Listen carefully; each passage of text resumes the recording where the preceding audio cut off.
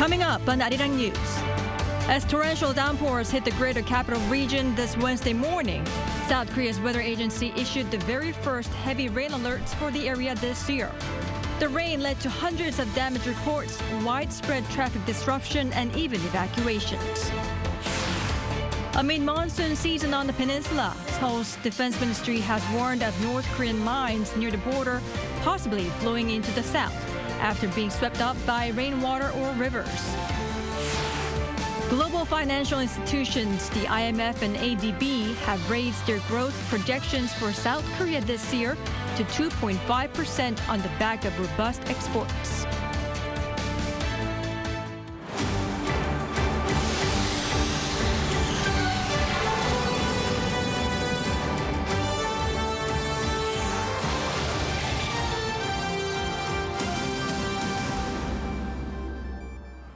Welcome to the 9 p.m. edition of Arirang News. I'm Kim Bo-kyung.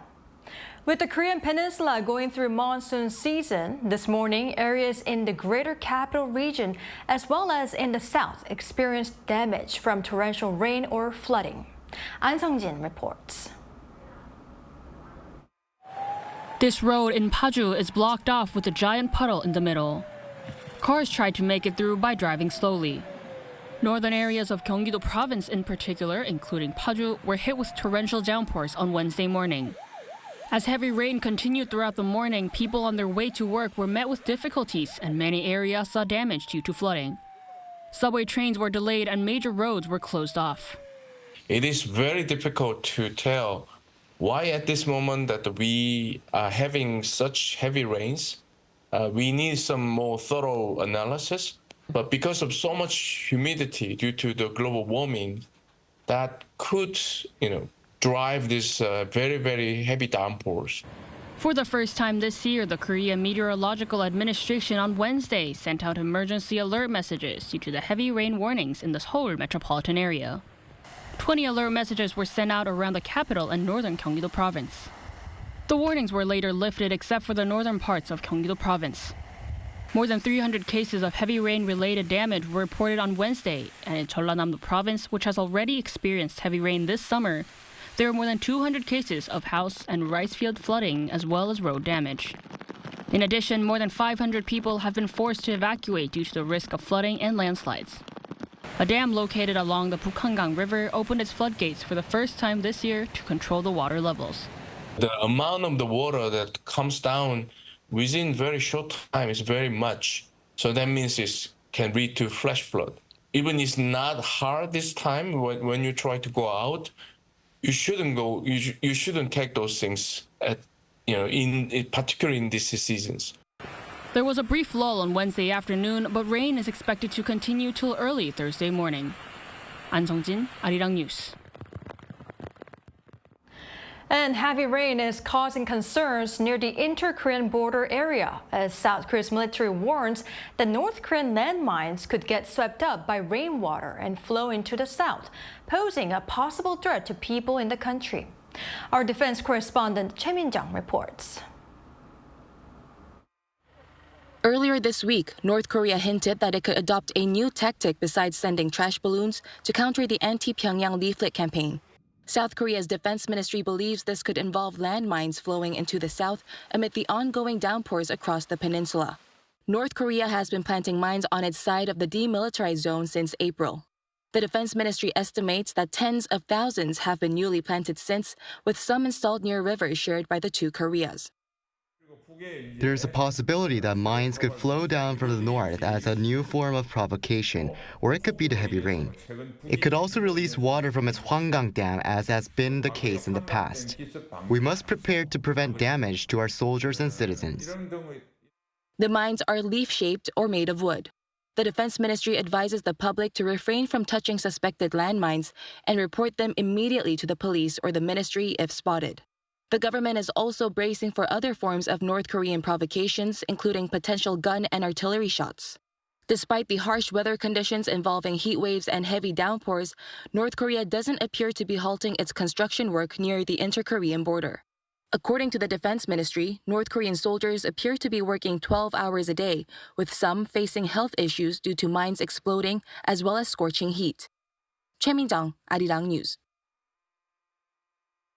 U.S. federal prosecutors have charged a former CIA analyst, Sumi Terry, a pro-Korea scholar who's also an expert on North Korea, of working for the South Korean government in exchange for gifts. It's seen as an unexpected event by pundits. Kim Jung-sil explains. Federal prosecutors in New York have charged Sumi Terry for failing to register under the U.S. Federal Foreign Agents Registration Act and for conspiring to violate it. The U.S. government requires individuals acting as agents for foreign principals to register and publicly disclose their relationships and activities so that it can evaluate them. The New York prosecutors say Ms. Terry did not register despite engaging in extensive activities for and at the direction of the South Korean government.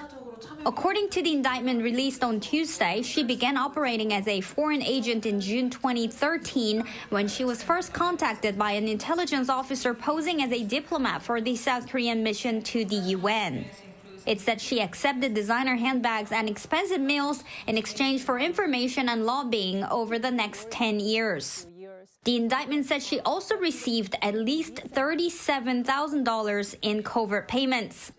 Ms. Terry's lawyer released a statement saying that the allegations were unfounded and distorted the work of a scholar and news analyst known for her independence and years of service to the United States. Born in 1972, Ms. Terry moved to the U.S. when she was 12 years old. After getting her PhD in international relations, she worked at the CIA as well as the U.S. National Security Council.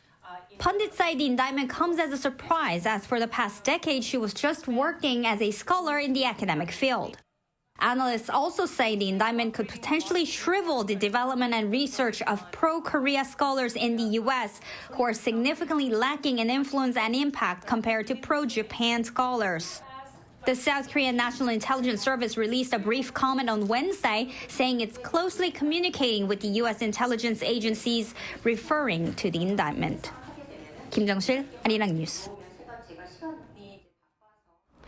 China has decided to halt talks with the United States over arms control and non-proliferation, citing Washington's engagement in arms sales with Taiwan.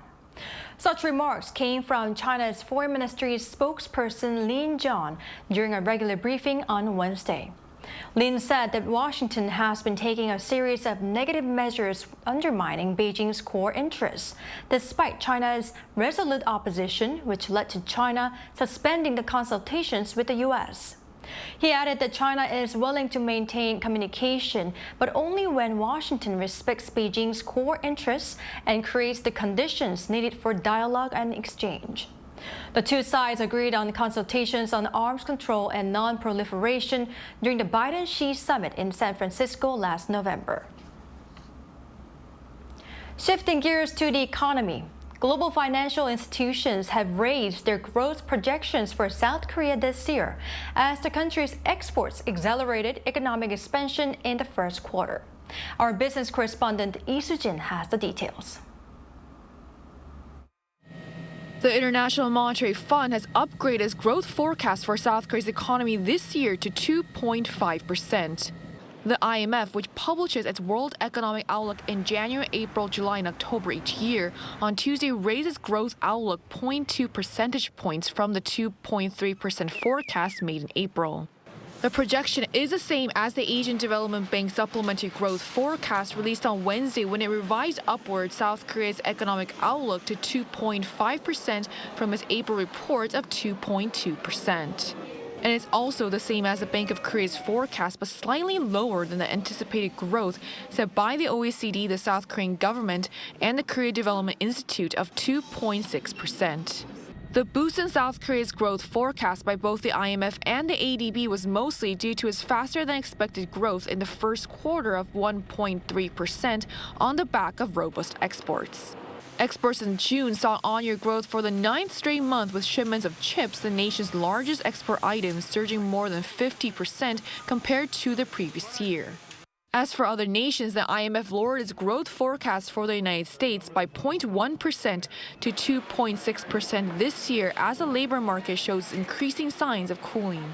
But the growth outlook for China was hiked to 5% from 4.6% due to a rise in China's exports and a recovery in private consumption in the first quarter. Regarding the global outlook for this year, the IMF kept it steady at 3.2% with a slightly stronger growth of 3.3% for 2025. While this year's projection was kept steady, it remains tepid considering how the global economy expanded 3.8% on average before the pandemic. Near-term risks have become more prominent. These risks may result in higher for even longer interest rates, which in turn increases external, fiscal, and financial risks. Additionally, significant swings in economic policy around election could lead to fiscal slippages and heightened protectionism. And near-term risks aside, the IMF said that policymakers need to make it their priority to restore price stability and that strengthening multilateral cooperation is essential to addressing global challenges. Lee Soo-jin, Arirang News. One of South Korea's largest conglomerates, SK Group, will soon see two of its subsidiaries merge. The decision made on Wednesday will see its energy and chemical company SK Innovation merge with SK E&S, which operates city gas utilities and LNG power generation units. The decision comes as SK Group looks to restructure its businesses and enhance competitiveness in the future energy sector amid the prolonged global economic downturn and increasing uncertainty.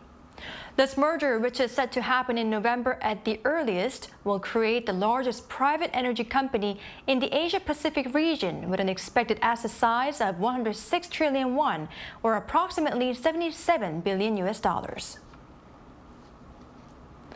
One of the country's biggest economic events is underway on the southern resort island of Jeju, discussing the latest socio-economic issues facing South Korea as well as the government's policy directions going forward. Our Moon Hye-ryan is there and files this report. With the country facing continued high interest rates, consumer prices and exchange rates as it enters the latter half of the year, the government aims to revitalize the economy into something dynamic. The 47th edition of the Jeju Forum, hosted by the Korea Chamber of Commerce and Industry, kicked off on Wednesday, gathering experts, industry insiders and government officials together.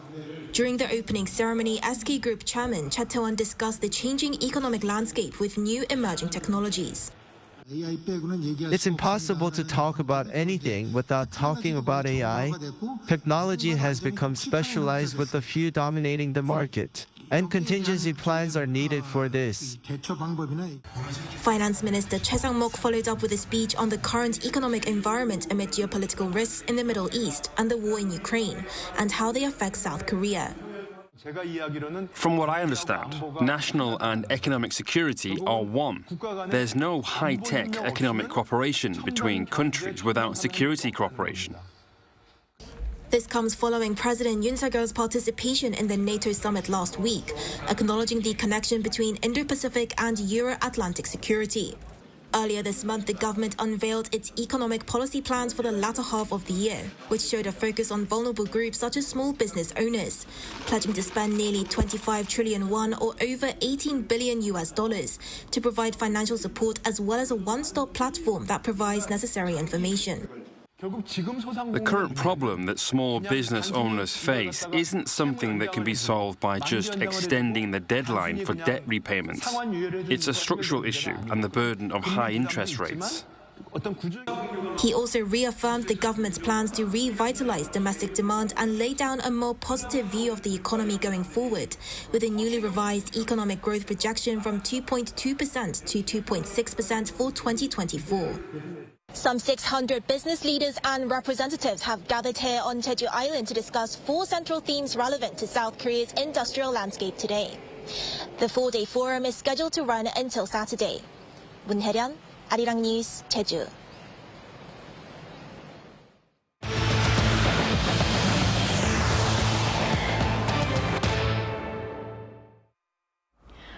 Today marks the 76th anniversary of the proclamation of the first Constitution of the Republic of Korea. Our political correspondent Lee Si-woo explains its significance and how its spirit is remembered on this day. Shortly after the March 1st movement, when Koreans went out on the streets calling for independence and liberation from the Japanese colonial rule, on April 11, 1919, independence activists gathered in Shanghai and established the Provisional Charter of the Republic of Korea. It consisted of 10 articles, of which the first declared South Korea a democratic republic. The rest upheld the values of freedom and equality and promoted the pursuit of absolute independence as a nation. Years later, in 1945, Korea did reclaim its independence. 3 years following this, on July 17, 1948, Korea proclaimed its first constitution based on the principles of sovereignty, freedom, and equality inherited from the Provisional Charter. To celebrate the Constitution, the National Assembly held a special ceremony on Wednesday, July 17th, or Constitution Day. The first constitution of the Republic of Korea that laid the foundations of the country amid the joy of liberation and the chaos of division still teaches us many lessons. The spirit and values from the first constitution are our assets and a stepping stone for our leap forward. Since its founding, the Supreme Law has undergone 9 changes or constitutional amendments. Today, it consists of 10 chapters with 103 articles. The sovereignty of the Republic of Korea shall reside in the people, and all state authority shall emanate from the people. These are the words from the first article of the Constitution, which has upheld the ideals and values of South Korea and its people for 76 years. Despite political, socio-economic, and cultural changes, it has and will continue to define the people's rights to freedom and happiness. Lee Si-hu, Arirang News. Over in the prolonged medical dispute, training hospitals nationwide have started processing the resignation letters of residents after most of the 13,000 trainee doctors failed to return to work by the government's deadline. On Wednesday, the hospitals announced that they plan to accept the resignation letters submitted almost 5 months ago and finalize the number of vacancies to recruit new junior doctors in September. Some hospitals had already notified them on Tuesday, while Seoul National University Hospital and the Catholic Medical Center informed the doctors that their resignations would be processed automatically as of Monday 15th if they did not respond. The government will authorize recruiting for the second half of the year, starting from July 22nd. On the cultural front, the Paris Opera Ballet, one of the most prestigious ballet companies in the world, is holding a gala performance here in Seoul from this weekend. Our culture correspondent Hong-yul offers us a sneak peek at the show. With more than 3 centuries behind it, the Paris Opera Ballet is the world's oldest national ballet company. Its finest dancers have come to Korea for the company's second gala performance in the country. Leading the ensemble is Korean ballerina Park Se-eun, who in 2021 became the first Asian dancer to be promoted to étoile, the company's highest rank. Seoul Arts Center is my favorite stage in Korea. I had the chance to perform several times here about 13 years ago, and I still remember the excitement and thrill I felt on that stage. I'm really looking forward to experiencing those emotions again. This gala is all the more special to Park as it's her first performance in her home country since becoming a mother. Beyond performing, Park took on the role of producer, carefully selecting the repertoires and dancers for the show. Preparation was tough since all of our dancers had a busy season with the company. I had to work on the gala bit by bit in my spare time, but I wanted to create the best program possible. Looking back, it's all been worth it. A total of 10 dancers, including Park, will perform 18 pieces. Among them are lesser-seen works in Korea, such as The Vertiginous Thrill of Exactitude by William Forsyth and Jose Martinez's Mi Favorita. Typical gala performances focus on technical feats like multiple twirls or high jumps to excite the audience, but I didn't want that. I hope the audience can feel a swirl of emotions that words or letters can't express after watching our program. Park's visit to Korea this time isn't just about dazzling on stage. It's also about inspiring the next generation of dancers. She, along with fellow étoile Paul Mark, will hold a one-day class for young ballet dancers next Monday. We want to share how we learn and dance at French ballet schools and within our company. I hope this gives them a chance to experience the French ballet style. Many young dancers aspire to join our company and often ask how to get in. Our company has changed a lot, even in the 13 years I've been there, so I can't definitively say what Paris Opera Ballet looks for now. But I want to share my experience so they can find their answers. The Ballet Gala of Étoile in Paris will take to the stage 4 times, starting this Saturday at the Seoul Art Center's Opera Theater. 송유진, Arirang News. Breaking is making its Olympic debut in Paris this summer, and the b-boy representing South Korea is planning to prove age is just a number. Our Choi Soo-young met up with him. Kim Hong-yul, as known as Hong-tan, is a 39-year-old South Korean breakdancer. He will compete in breaking, which became an official sport for the first time at this year's Paris Olympics. He has won the Red Bull BC1 World Final, regarded as a World Championship level competition, 3 times.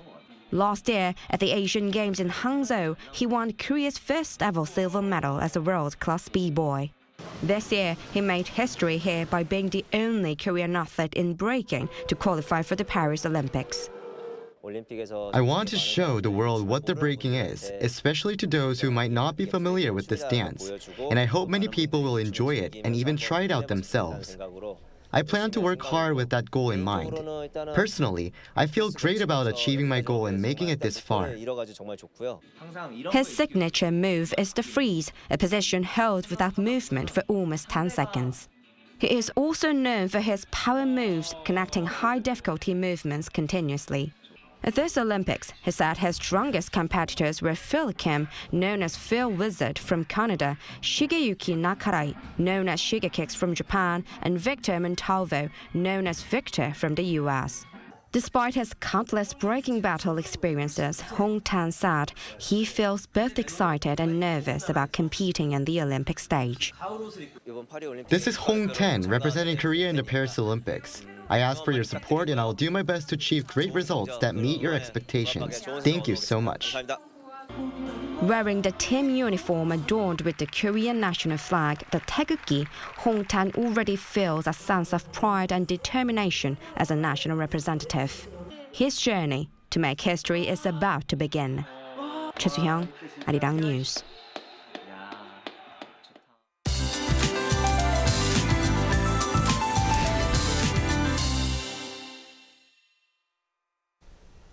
With very strong rain, the first heavy rain emergency texts of the year were sent in Seoul this morning and Gyeonggi-do province.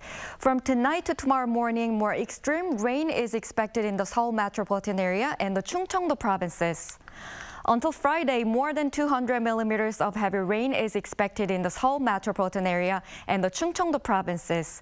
Gangwon-do province will also receive as much as 180 millimeters of heavy rain. Tomorrow, most areas will start the morning at least 23 degrees Celsius. It will move up to 27 in Seoul and Jeju, Daejeon and Busan 28 degrees. Please take extra precautions as there are landslide crisis warnings in place in most parts of the country. That's all for Korea. Here are the weather conditions around the world.